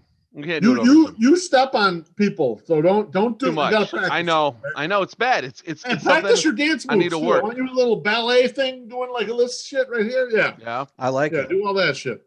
I like it. So, guys, we haven't done one of these in a bit, man. Let's do a fucking draft. Do you want to do a draft? I would love to do a draft. All right. This week's draft, in honor of the Liam Hendriks signing, we're going to draft the best things from Australia. Could be anything, as long as you could trace it back to the country of Australia. Anybody. Or the continent of Australia. But not other countries that My Sox Summer has confused with Australia. Really close, bro. And they have this very similar flag. So if you heard the crankiness segment earlier, what My Sox Summer was talking about was he sent a question to us and he said, for tonight's draft, can we use things from New Zealand? I said we can't draft things from New Zealand, right? And that's what I said. And I replied, why would you think we could use things from New Zealand? Because in a very cranky way. Well, it's an honest question. It would be like if we said, let's get the best American things, and you said, we can't use shit from Canada, right? Like, I'd be like, I mean, that's Jeff the Giant cannot be drafted in the best things from America. Like, it just can't be done. Yeah. But to the point of go ahead. Speaking of which, somebody who's very close to all three of us is 100% off the table, and that is 108 season ticket holder, Jason Hosking. He cannot be drafted. He would be an easy 1-for-1. He is off the board. Chirizi and I have decided. Loaf, put the sign back up. Censored by me. We talked about we and this and by me. It's just you know what? It's one of those things. It would be unfair for one of us to pick him. Yeah, But and then he'd hearts, have hurt feelings. 1-1. That's the Jason Hosking draft position. But they haven't even gotten into it on YouTube yet, and Sal already said Jason Hosking #1 or go fuck yourself. So when they get to this point, they're gonna be like, "That's funny." Bro. I think they already got to that point when he said that. But anyways, so here's the order, because this is the order that I see ourselves in this, and it's going to be easier for me to keep track because I'm a little drunk. Oh, I don't believe it. I'm there too. It's awesome. So we're gonna go Beef Loaf #1, Chorizy E #2, My Sock Summer #3. Damn, the turnaround. All right. Beef Loaf, why don't you get this party started? I'll do it, baby. So as I told you guys in the group, the Hangouts chat, I was like, my list is a mess, but I love my 1-1. I think if we can't use Jason, it's the obvious 1-1. As I told Chorizy, I only have 2 actresses in my entire pool of potential picks here for Australian Things. So the #1 pick in the Australian Things draft is clearly Angela White. I know a lot of you love her. I didn't know she was. You know her films. I mean, well, some of you do. Some of you do. A certain segment of our population love Angela White. Man, I think it's an obvious 1-1. I mean, I love her work. I know my Sock Summer does. Chorizy does too. He won't admit it, but he loves her work as well. So Angela White #1. You know what? Angela White, like, I always try to give her a chance, but I don't know. Like, everything about it is great, right? But there's just something that's not clicking for me. So she doesn't make it into the rotation very much, which is a shame because she has everything I'm looking for the most part. But there's just something that's just not clicking. I don't know what it is. So you know what, Beef? Sorry. The only thing tough for me, Beef, I know it's embarrassing. Is that our boy Johnny Love loved that actress so much that it makes it awkward. It makes it actually awkward. I'm going to be honest with you, Chorizy. I love our guy Johnny Love. He's R.I.P. in peace. Love that brother. It does not make it awkward for me. I'm just going to tell you that right now. I can go that well as many times as I need. He's like, I'm thirsty. I can drink it that well anytime. It won't be awkward later either. I'm gonna drop the #2 here. This was my 1-1, so I'm glad I still have it available. But man, it's AC/DC. AC/DC for sure, man. I mean, just all-time great rock band. And you know, I was probably 25 when I found out they were from Australia. But nevertheless, they are. And so that's my #1 pick with a bullet. Man. My Sock Summer, you got the turnaround. I got 2. I got the turnaround, and I know that this is Beef. I adore your #1 pick. Just let me just say that. I didn't think of it, and so my 1-1. That's a good one. AC/DC. I'm gonna go with this third overall pick is somebody that is it's in the same line with Loaf. And it's somebody that I think everybody probably in this chat like found out something about themselves when they saw her first on the cover of a Sports Illustrated. And I'm going to go with the body, Elle Macpherson, who used to be a cover girl for Sports Illustrated and always with the swimsuit issue. Now, she was probably she's one of the first like supermodels like out there. And a lot of you guys are going to be like, I don't know who that fuck that is. She's like, I think she's married to Orlando Bloom. Right? Is that right? Or is that wrong? I don't know. Anyway, I think she's married to Orlando Bloom. I think I read that. She still has her fastball. That girl is incredibly attractive. And there's probably guys that have been jerking off to her for 4 decades. So that's amazing. So congratulations, Al. You won. She's the mini Minoso of that. You took my one. Yeah. So you took my #1. Now, the next thing, it's hard. Because there's like 3 things I want to pick right now, but I'm going to go with the thing that I think most people probably use the most and people that probably don't even know this came from Australia, and that's Google Maps. Google Maps was developed and made in Australia. I will tell you this. If I'm going anywhere outside of the Bridgeport area, I'm throwing that motherfucker in Google Maps. I might be somewhere in a different location in Chicago that I don't know too well. I go to Google Maps, I write thrift stores, it will tell me where the closest fucking thrift store is. This thing is fucking amazing. As long as that metadata is real good, like you can go wherever you want. Like, and so I got to give it. I can't not take them like right early because it's a lifesaver and so many people use it. So that's a tremendous pick. Tremendous pick. So with my pick, I'm gonna go with unfortunately someone who has passed away, but I held them in great esteem, and I really like this dude. I'm gonna go with the crocodile hunter, Steve Irwin. I had him up there too. Oh, nice. Yep. That's my number 2 pick. I love that guy. That guy was great.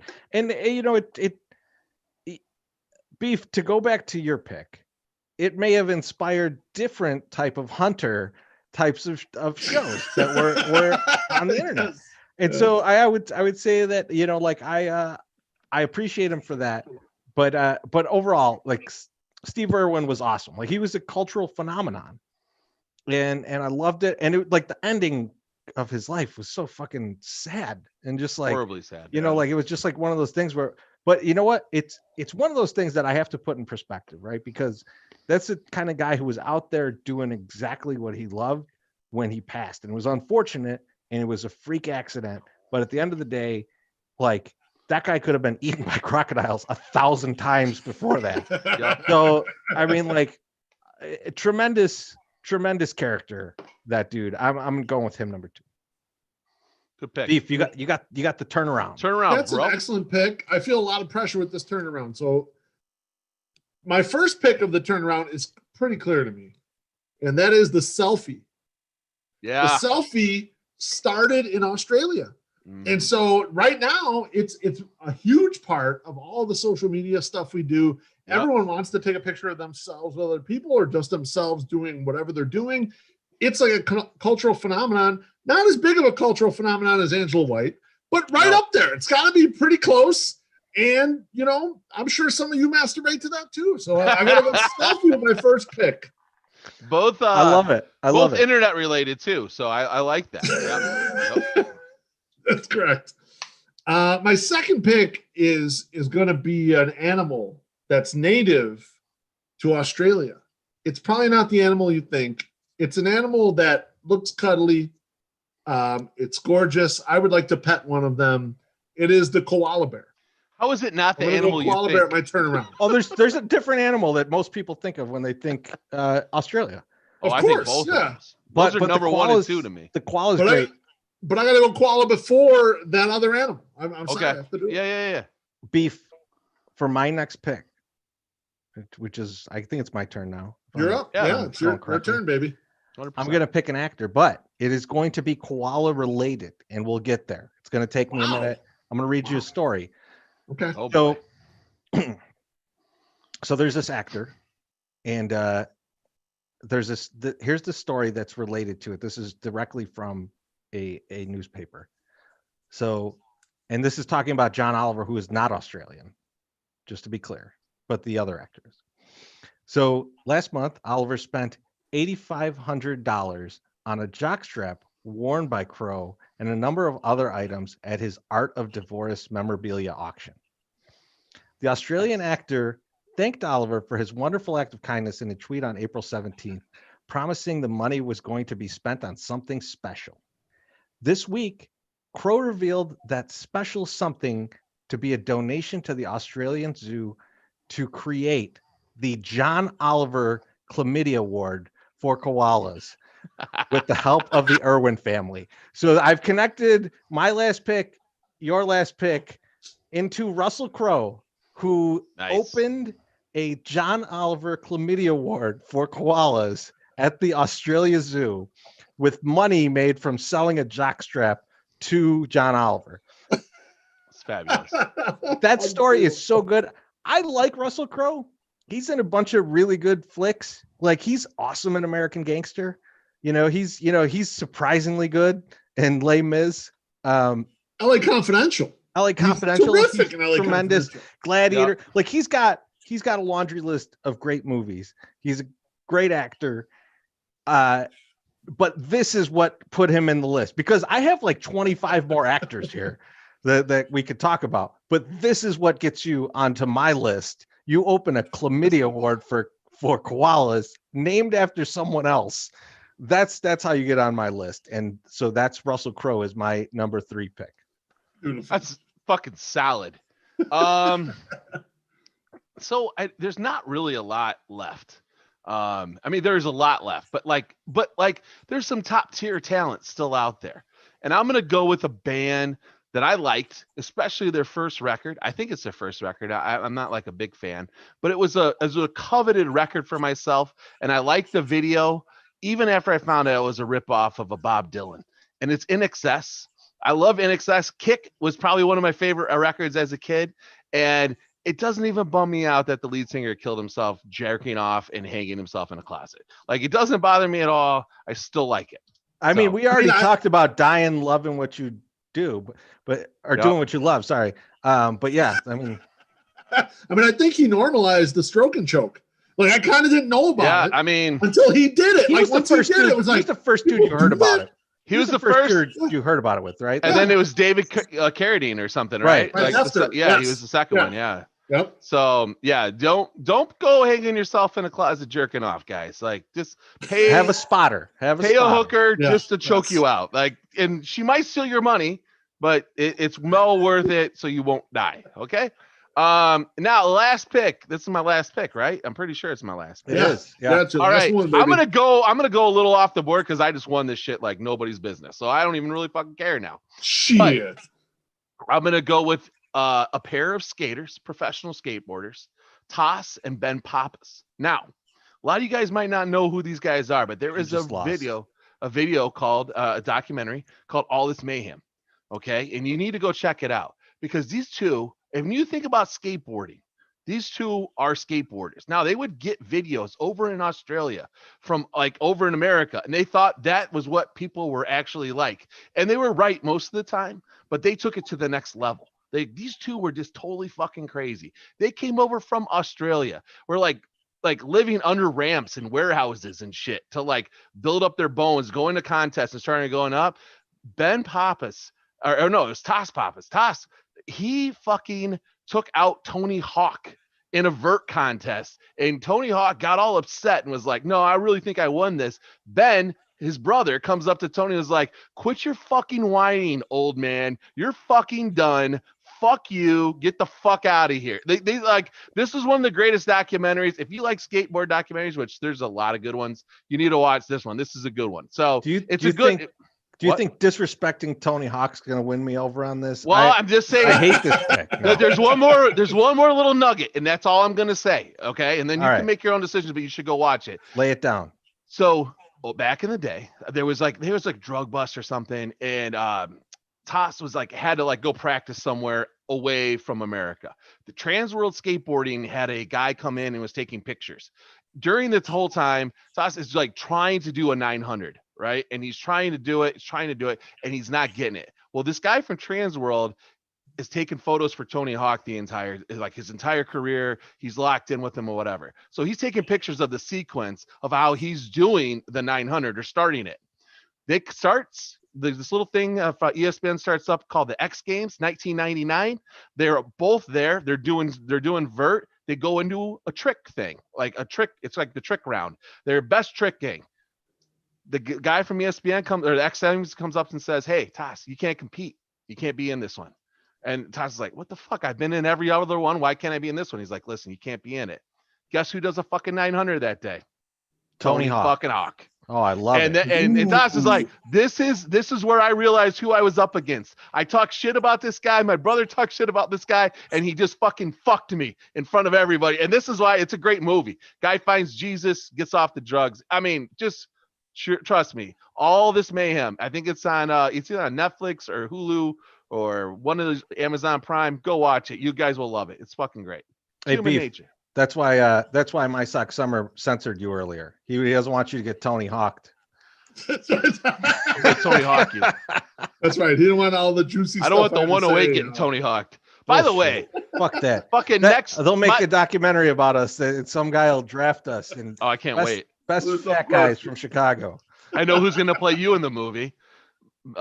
George Clooney. That's who's Oliver gonna play Perez. Tracy. No, George Clooney. Let me just say how much I love Crown Royal Vanilla. This shit is smooth. I love it. All right, go ahead. Sorry. All right, we need to get an ad with them. That I kind of That want would to hear be that. pretty sweet. Man, there's a lot of great picks. There's some good shit left out there. I mean, like, and I feel like I should do something that is really, you know, part of like the beauty of Australia, but I'm not gonna do that because I have to take the Mad Max franchise. That is that those movies are awesome. And Mad Max Fury Road even was Australian and American. It was they filmed on both continents. But the originals are Australian flicks and they're tremendous. And like if you like post-apocalyptic shit and you haven't seen this, I don't know how that exists. That Venn diagram doesn't exist. But nevertheless, I love that franchise. I think it's fantastic, and it's, you know, it's all filmed in Australia with Mel Gibson, who is an Australian actor. He is, and I purposefully avoided. Also, most he hates Australian Jewish actors. people. That's why I left him off the list and instead went with the Mad Max franchise. Which Now, although it was totally wrong, him calling the police officer sugar tits is still pretty funny. I mean, when he goes, "Hey there, sugar tits." His audio tapes of him are outrageous. Like must listen if you haven't heard any of that. Like, you're gonna be offended probably, but it's wild shit. Like, who is saying this like on daily basis? Like, just like when you're wildly doing shit. Like, it's amazing. I'm going to close it out. Jose reminded me that Mad Max is set in 2021. Yes, yeah, it is. There's a guy we were recently talking about that because we were asked, our buddy Polish with Extra Onions asked if the outfit was appropriate. The guy in like the leather, leather thing. It's the Demolition walk to the ring suit. Like, it was the mask and like the chaps and then like the things that go up. Yeah. Ooh. Sexy. All right, Beef, close it out. I mean, I got three that I really like right now, and I know we're going to dump lists so we can talk about all the other ones. One of them is kind of a little too obvious. The other two, I'm going to go with the one that I think is most important, you know, right now in daily living, and that is Wi-Fi technology. Yeah, that's a good one. Wi-Fi technology was developed in Australia, and truth be told, we couldn't do what we're doing right here without Wi-Fi. Like, a lot of the content that we all consume over lots of different stuff. Like, if I'm sitting on the couch and it's like 9 p.m., I'm like, let me see what Mr. Hand has to say on YouTube about about this shit or whatever. About the X Games. I want to look up this podcast. I'm going to watch this, and I'm going to, you know, Wi-Fi kind of rules our lives. Like, the availability of access to kind of everything is really huge for us. So I got to go with Wi-Fi technology as my fourth pick. It's a good call. It's not sexy, but I love it. Beef, I'm going to disagree with you. I'm going to disagree with you that it's not sexy, because Wi-Fi technology is what can really decimate the problems that we have in getting technology to kind of everybody, right? Like, once you get the internet to everybody, it levels the playing field a bit. Yeah. And that's the way we got to get it. Like, we're not going to have ground lines to everywhere and everyone's going to have wired connections all over the fucking place. Like, so yeah, that's good. Like, you can give free Wi-Fi to people. Like, it lowers the barrier to entry to a lot of stuff. Yeah. Yeah. Oh, absolutely. I was talking to Bonita Stakey about whatever. We were like discussing random things. And I said, you play Minecraft, because the cost to play Minecraft is so low. The best Minecraft players are likely the best Minecraft players you could possibly find.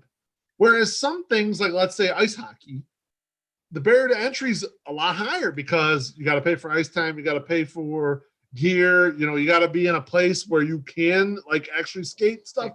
So like, you got to even have access to say, like, be like, there's a team that I can join, like before any of that. And then that's even limited, right? I mean, like, so yeah.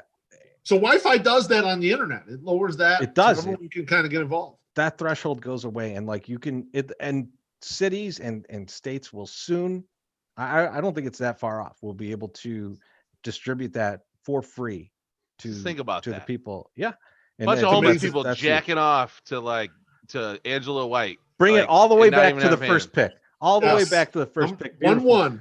So speaking of which, let's dump our lists. I'll Dump let 'em. you guys go first because I still have like 20 of them. I have a So you- shitload. Yeah. So I didn't even Beef, why make it don't out you of the go? first Beef, first paragraph. I know, Beef, you said you were low on items, so you knock out yours and Yeah. then we'll knock Okay. out ours. I'll hit mine. So I've got not horribly infected with COVID-19. If the numbers are really good. I almost good. chose that one, but I thought it's too long to put in like the draft format and like put out there in a tweet or whatever. Obviously kangaroos, which I didn't know they actually like eat kangaroos. Okay, they eat kangaroo meat. They eat it rare to medium. So that's kind of what I read on the internet.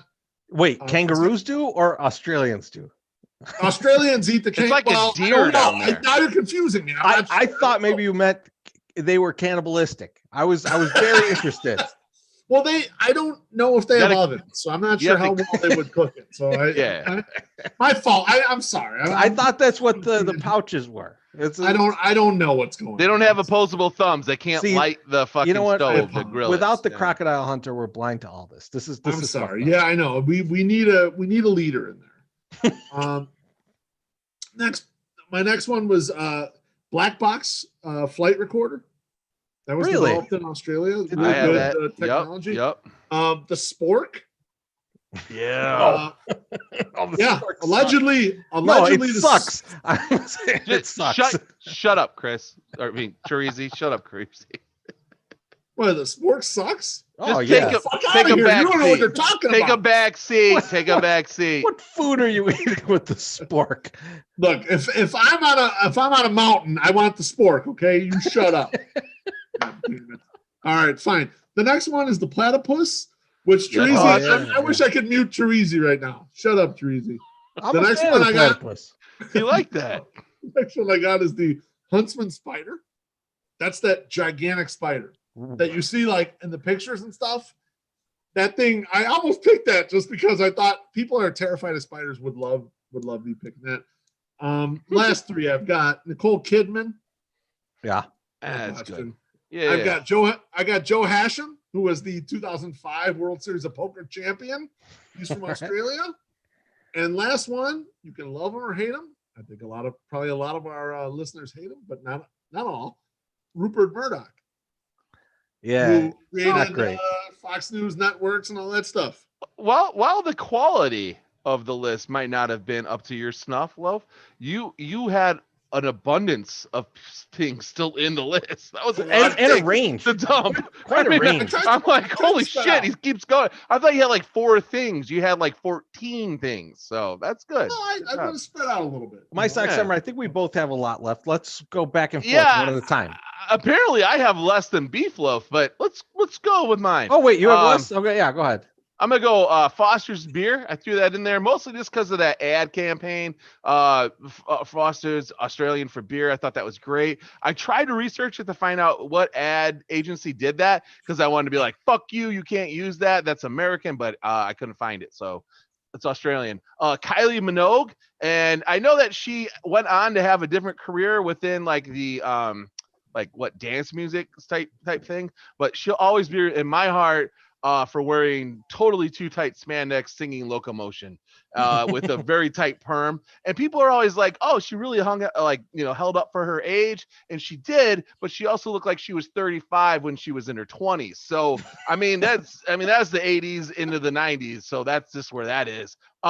Something that hasn't been named yet, the Great Barrier Reef. Yeah, I had just that. amazing. That was one of the things I was looking at for my last pick, but Mad Max beat it out. The only thing that's bad about the Great Barrier Reef is that it stops people from surfboarding everywhere in that area. Because if you get hit up on a reef, like you're shredded, and not in a good, oh, you just shredded that wave, bro. Like you have pieces of your skin hanging all over and It's blood. amazing. You're not lying Not good. because we went to Jamaica. It's And bad. we were out in the ocean, and there was a tiny little reef out there. Maybe it went 20 yards wide. We went out there to see it, if you like grazed your hand against it, you would rip the skin on your hand. Like it was that goddamn sharp. It's like nasty. So we were real careful around it. Bonita Stakey managed to get a starfish from under it and like harvest the starfish out there. But like, yeah, that shit, you do not want to crash into that. You'll be fucked. You don't want to fuck with that shit. All right, then I'm gonna go down to the next like thing. I got Silverchair, mostly just for Israel's son. That was the only reason that I liked them. I almost wanted to say the first record, but they had a bunch of good records. Like, so we're gonna go with that. The Boomerang. Is definitely no. Thumbs down on the Boomerang. Okay, I thought it was good. Why? I thought it was good. No, I like the Boomerang. What's good about it? It's good. I'll tell you why I think it sucks. They've tried. You don't know how to use it. They've tried to jam the Boomerang into every goddamn superhero for the past 50 years. They all got a Boomerang something or other. They all suck. It's all worthless. What is the point of the Boomerang? Play catch with yourself. It comes back. Like, bro. It sounds terrible. It sounds like the loneliest game ever. Treasy, playing with yourself is a staple of American life. Okay, we're happy the Australians made it for us. Okay, I'm not saying. Angela White and the Boomerang, same group. It's true. All right, You've sold me. Blooming Onion, which I'm not really sure if the Blooming Onion is actually Australian, but it's always at the Outback Steakhouse, so I'm gonna go with it. It is probably there. I also have Didgeridoo, which is the thing that the Aborigines like play. Yeah. It's really awesome. I mean, if you're fucking high or you're watching soccer, you hear didgeridoos all over the place. Now, I went a little off map here, and I had a not good thing list that I put together real quick, just like a few. Number one on the not good list, koalas, because they're fucking high all the time and want to rip your face off. Like, definitely on the not good list. Like, kangaroos would have been a better number one, or better pick there, Loaf. Yellowtail wine, which every time I bring it home, my wife is like, "What is this bullshit? Please don't bring this shit into our house ever again." And then the last thing on that list, for two wrong right here. Yellowtail wine is one of the greatest marketing stories of all time, and I respect that business so much for what they did. Like, that's like, I love what the market that they created is fucking incredible. I don't even know that. I just know that it's shit wine. That's all I did. It's not though. So if they're saving like one-legged children it's all over wine. Australia because they got beaten up by a fucking koala, I can understand what you're saying. All right, cheap and mediocre. It's what we want on the Sox for these last few pickups. It's like the Barefoot, but from Australia, right? Like, is that what you're telling me? It's better than Barefoot. It's better than Barefoot. All right. Second, the last one on my not good list, the spork. Dude, the spork sucks. Like, I cannot tell you how many times when I've had you were just against me on this. No, I was telling you to slow your roll because I wanted to wait till now so we could both tag team like my guy's Demolition and like fucking pound the shit out of Beef Loaf in this one. Every time I got a spork when I was in grade school, one of those fucking goddamn triangles would break off, and I would risk like swallowing it every goddamn time because I'm using it. Like, so because you're too dumb to use it, that's why it's a problem. It sucks. So you're too stupid to use it, so it doesn't work. It's not good, Loaf. Fuck you. It's not good. Fuck you. I'm sorry. Fuck your pick. It's not good. All right. That is not the way it's supposed to be. The problem I have with this whole conversation right now is that you got behind the Boomerang. I love the Boomerang. You know what Boomerang I like the best? The Nerf Boomerang is the best because if it hit you in the head, you're okay. It didn't, because it didn't work and it never came back. Only worked one time for me. Yeah. It's true. That's a good call. You got any left? Mm-mm. All right, I'll go through mine. So I've got The Living End, great band. Yeah, that's good. In fact, I have a lot of bands on here, so just be prepared for that. All right, because you guys took all the things that were not bands. I've got Tim Tams. I don't know if you guys have ever had Tim Tams. One. Quite delicious. The Sydney Opera House. That's awesome. I don't know how we all missed this. Luke Longley. Come on. Good call. Paul Hogan. The movie Beef. I can't believe you're not like you didn't have this on your list. The movie, The Shrimp on the Barbie with Cheech Marin. How's that not on your list? I feel like I'm letting my Mexican side down by not having listed that. All right, I got a couple superhero movie guys. Hugh Jackman, Chris Hemsworth. I've got Men at Work. I've got Margot Robbie. Robbie. Oh, hello. Yeah, that's a Maybe. good call. She should have been in the main draft. She should have been. Beef. This is one that I think you'll be like, oh, I didn't know they're from Australia. Would have been on my list. Nick Cave and the Bad Seeds. Yeah, I saw that. You know what? I did see that, and I was like, man, I like Nick Cave, but I'm not going to go music. And then I stay because I knew you'd go music, so I stayed out of music. And then I'm going to run off a few that would have never made Midnight Oil. The top 12 that I have. Yeah, that I have to just say so that people don't go, why didn't you name this band, Teresi? So I will say Midnight Oil, Tame Impala, The Vines, Jet, and Wolf Mother. I got them out of the way. You guys can have at it. All right. I said them. So feel good about that. Was Wolf Mother like that? Like it's a 3-piece, and there's like there's a guy who plays bass and organ. Like, yeah, whole bit. Is he like a Freddie Mercury style singer? Is it like no? You're thinking of the Dark band was. Yes, and yes. I don't believe they're Australia. I think I don't think they are. They're like Welsh or something. I don't know why that came into my head, but yes, probably because I'm. Well, that's it, fellas. That's the draft. That's the show. Appreciate you guys jumping in, and I will talk to you guys very soon.